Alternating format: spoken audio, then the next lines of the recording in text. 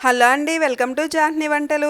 ఈరోజు మన ఛానల్లో పంచదార కానీ మైదా కానీ వాడకుండా ఎగ్లెస్ ప్లమ్ కేక్ రెసిపీ ఇన్స్టెంట్గా ఎలా తయారు చేసుకోవాలో చూపిస్తానండి. ఇది ఇన్స్టెంట్గా తయారు చేసుకోవడమే కాదు, టేస్ట్ కూడా చాలా బాగుంటుంది. చాలా తక్కువ టైంలో తయారు చేసుకోవచ్చు. క్రిస్మస్ వస్తుంది కదండి, అందరూ తప్పకుండా ట్రై చేయండి. ఇలాంటి టేస్టీ కేక్ కోసం ముందుగా డ్రై ఫ్రూట్స్ తీసుకోవాలి. నేను ఈ డ్రై ఫ్రూట్స్ మొత్తం రెండు చెంచాల చొప్పున తీసుకుంటున్నాను. నేనైతే 6-7 రకాల డ్రై ఫ్రూట్స్ తీసుకున్నాను. మీ దగ్గర ఇన్ని లేకపోతే ఒక 2-3 అయినా తీసుకోవచ్చు. ఇలా డ్రై ఫ్రూట్స్ అన్నీ కట్ చేసుకుని పక్కన పెట్టుకున్న తర్వాత స్టవ్ మీద కడాయి పెట్టుకుని 1 కప్పు వరకు బెల్లం తురుముకుని వేసుకోవాలి. తురుముకున్న బెల్లంలో 1/2 కప్పు నీళ్లు పోసుకోవాలి. పోసుకుని బెల్లం కరిగేదాకా మరిగించుకోవాలి. ఈ బెల్లం అయితే ఎలాంటి పాకం రానవసరం లేదండి, జస్ట్ బెల్లం కరిగితే సరిపోతుంది. ఇలా బెల్లం బాగా కరిగిన తర్వాత సన్నగా కట్ చేసుకున్న అంజీర్ ముక్కలు వేసుకోవాలి. నేను 2 అంజీర్లు కట్ చేశాను. అలాగే సన్నగా కట్ చేసుకున్న 3 నుంచి 4 వరకు ఖర్జూరం, అలానే బాదం వేసుకోవాలి. తర్వాత జీడిపప్పు కూడా వేసుకోవాలి. మీ దగ్గర అంజీర్ లేకపోయినట్లయితే కనుక స్కిప్ చేయవచ్చు. అలానే 2 చెంచాల కిస్మిస్ కూడా వేసుకోవాలి. తర్వాత సన్నగా కట్ చేసుకున్న వాల్నట్స్, పుచ్చిపప్పు కూడా వేసుకోవాలి. వాల్నట్స్ కూడా లేకపోతే స్కిప్ చేసుకోవచ్చు. తర్వాత సన్నగా కట్ చేసుకున్న చెర్రీస్ కూడా 2 చెంచాలు వేసుకోవాలి. తర్వాత ట్రూటీ ఫ్రూటీ కూడా 2 కలర్స్ తీసుకున్నాను, అవి కూడా 2 చెంచాలు వేసుకోవాలి. నేను మొత్తం వేయకుండా పైన డెకరేషన్ కోసం కొన్ని పక్కన పెట్టుకున్నానండి. ఇప్పుడు వీటిని కొంచెం పాకం దగ్గరగా అయ్యేదాకా ఉడికించుకోవాలి. ఒక 5 నిమిషాలు ఉడికించుకుంటే సరిపోతుంది. ఇలా లిక్విడ్లా ఉన్న పాకం కొంచెం చిక్కగా అయితే సరిపోతుంది. మీరు కరెక్ట్గా టైం పెట్టుకుని 5 మినిట్స్ ఉడికించుకుంటే సరిపోతుంది. ఇలా బాగా దగ్గరగా అయిన తర్వాత ఈ పాకంతో సహా డ్రై ఫ్రూట్స్ని పక్కన పెట్టుకోవాలి. తర్వాత వెడల్పుగా ఉన్న ఒక గిన్నె తీసుకుని దానిలో 1/2 కప్పు వరకు కాచి చల్లార్చిన పాలు పోసుకోవాలి. అలాగే 1/2 కప్పు రిఫైండ్ ఆయిల్ తీసుకోవాలి. ఎలాంటి స్మెల్ లేని, ఫ్లేవర్ లేని ఆయిల్ తీసుకోవాలి. నేను సన్ఫ్లవర్ ఆయిల్ తీసుకున్నాను. ఈ ఆయిల్ ప్లేస్లో మీరు కావాలంటే నెయ్యి కానీ బటర్ కానీ తీసుకోవచ్చు. తర్వాత ముందుగా 1 కప్పు గోధుమ పిండి వేసుకుని బాగా జల్లించుకోవాలి. జల్లెడ చిన్నగా ఉంది కాబట్టి నేను ముందు 1 కప్పే వేసుకున్నాను. ఇలా గోధుమ పిండి బాగా జల్లించుకున్న తర్వాత మరొక కప్పు గోధుమ పిండి వేసుకోవాలి. మీరు ఈ గోధుమ పిండి ప్లేస్లో కావాలంటే మైదా అయినా తీసుకోవచ్చు. తీసుకుని ఈ పిండిని కూడా బాగా జల్లించుకోవాలి. గోధుమ పిండి ఇలా బాగా జల్లించుకున్న తర్వాత దీనిలో 1/2 కప్ వరకు మిల్క్ పౌడర్ వేస్తున్నానండి. మీ దగ్గర మిల్క్ పౌడర్ లేకపోయినట్లయితే కనుక ఈ ప్లేస్లో కనుక మైదా కూడా వేసుకోవచ్చు. అలానే చిన్న జాజికాయ ముక్క, ఒక 4 ఇలాచీలు, 1 అంగుళం దాల్చిన చెక్క మెత్తగా ఇలా పౌడర్ లాగా చేసుకోవాలి. చేసుకుని ఈ పొడిని కూడా వేసుకోవాలి. వేసుకుని ఇలా బాగా మిక్స్ చేసుకోవాలి. ఇలా మిక్స్ చేస్తున్నప్పుడే దీనిలో 1 కప్పు వరకు ఆరెంజ్ జ్యూస్ వేస్తున్నానండి.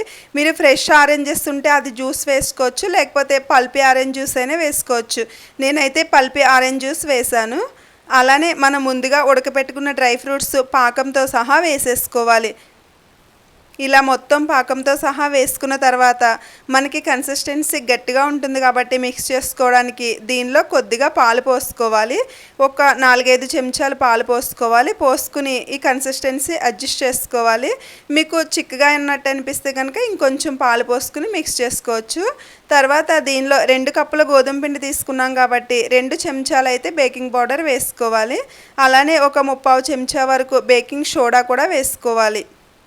తర్వాత 2 చెంచాలు వెనీలా ఎసెన్స్ కూడా వేసుకోవాలి. ఇలా వెనీలా ఎసెన్స్ వేసుకున్న తర్వాత 1 చెంచా నిమ్మరసం వేసుకోవాలి. మీ దగ్గర ఉన్నట్లయితే కనుక వైట్ వెనిగర్ అయినా వేసుకోవచ్చు. నా దగ్గర ప్రెజెంట్ వైట్ వెనిగర్ లేదు కాబట్టి నేను 1 చెంచా నిమ్మరసం వేసుకున్నాను.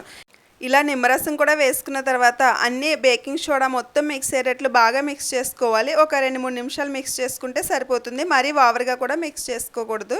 ఇలా బాగా మిక్స్ అయిన తర్వాత ఒక కేక్ టిన్ తీసుకోవాలి. నేనైతే 8 ఇంచెస్ కేక్ టిన్ తీసుకున్నాను. దీనికి ముందుగానే ఆయిల్, బటర్ పేపర్ గ్రీస్ చేశాను. మీ దగ్గర కనుక ఇలా కేక్ టిన్ లేకపోయినట్లయితే అల్యూమినియం గిన్నె కానీ, లేకపోతే స్టీల్ లంచ్ బాక్స్ కానీ, ఏవైనా కుక్కర్ గిన్నె కానీ యూజ్ చేయొచ్చు. ఇలా మనం రెడీ చేసుకున్న కేక్ బ్యాటర్ మొత్తం ఈ కేక్ టిన్లోకి తీసుకోవాలి. తీసుకుని 1-2 సార్లు ఇలా ట్యాప్ చేసుకోవాలి. తర్వాత స్టవ్ మీద కడాయి పెట్టుకుని ఒక 5 నిమిషాల పాటు ముందుగా ప్రీహీట్ చేసుకోవాలి. ఇలా ప్రీహీట్ చేసుకున్న కడాయిలో ఈ కేక్ మిశ్రమాన్ని పెట్టి మూత పెట్టుకుని సిమ్లో 45 నుంచి 55 నిమిషాల వరకు బేక్ చేసుకోవాలి. అదే ఓవెన్లో అయితే 180 డిగ్రీస్ మీద 40-45 మినిట్స్ బేక్ చేసుకోవాలి. నేనైతే కేక్ పైన డ్రై ఫ్రూట్స్ ముందే వేయకుండా హాఫ్ వరకు బేక్ అయిన తర్వాత వేసానండి, పైన చూడడానికి బాగుంటాయని. కేక్ ఇలా 45 to 50 మినిట్స్ అయ్యేసరికి చక్కగా బేక్ అయిన తర్వాత బయటకు తీసుకుని ఏదైనా బట్ట వేసుకుని 15 నుంచి 20 నిమిషాల పాటు బాగా చల్లారనివ్వాలి కేక్ని. ఇలా 10 నుంచి 15 నిమిషాల పాటు బాగా చల్లారిన తర్వాత కేక్ని బటర్ పేపర్ రిమూవ్ చేసి కట్ చేసి చూపిస్తాను. మీ దగ్గర టైం ఉంటే ఇలా 10-15 నిమిషాలు కాకుండా ఒక 2 గంటలు కానీ అలా పక్కన వదిలేస్తే కేక్ బాగా సెట్ అవుతుందండి. ఒక ఓవర్ నైట్ ఉంటే ఇంకా చాలా బాగుంటుంది టేస్ట్. చూడండి, రిమూవ్ చేసేసరికి అడుగును కూడా చాలా చక్కగా బేక్ అయింది కదా. ఎక్కడ మాడడం కానీ అంటుకోవడం కానీ ఏమీ లేదు. చాలా సింపుల్గా ఎంత ఈజీగా తయారు చేసుకున్నామో చూసారు కదా. టేస్ట్ కూడా చాలా సూపర్గా ఉంటుంది. చాలా స్పాంజీగా వచ్చింది. గోధుమ పిండితో తయారు చేసినా కానీ టేస్ట్ కూడా చాలా బాగుంటుంది. ఇందులో అన్ని రకాల డ్రై ఫ్రూట్స్ వేసాం. పంచదార వాడలేదు, మైదా వాడలేదు కాబట్టి హెల్త్కి కూడా చాలా మంచిది. చూసారు కదా, ఈ క్రిస్మస్కి బయట బేకరీలో కేక్స్ కొనకుండా చాలా హెల్తీగా ఇంట్లోనే గోధుమ పిండి బెల్లంతో ఎంత ఈజీగా తయారు చేసుకోవచ్చో ఈ రెసిపీ కనుక నచ్చినట్లయితే అందరూ తప్పకుండా ట్రై చేయండి. ట్రై చేసి మీకు ఎలా వచ్చిందో తప్పకుండా కమెంట్ చేయండి. మా వీడియోస్ కనుక నచ్చినట్లయితే తప్పకుండా మా ఛానల్ని సబ్స్క్రైబ్ చేయండి. వీడియో నచ్చితే లైక్ చేయండి, షేర్ చేయండి, కమెంట్ చేయండి. అలానే మీ ఫ్రెండ్స్కి, ఫ్యామిలీ మెంబర్స్కి కూడా షేర్ చేయండి. And thanks for watching.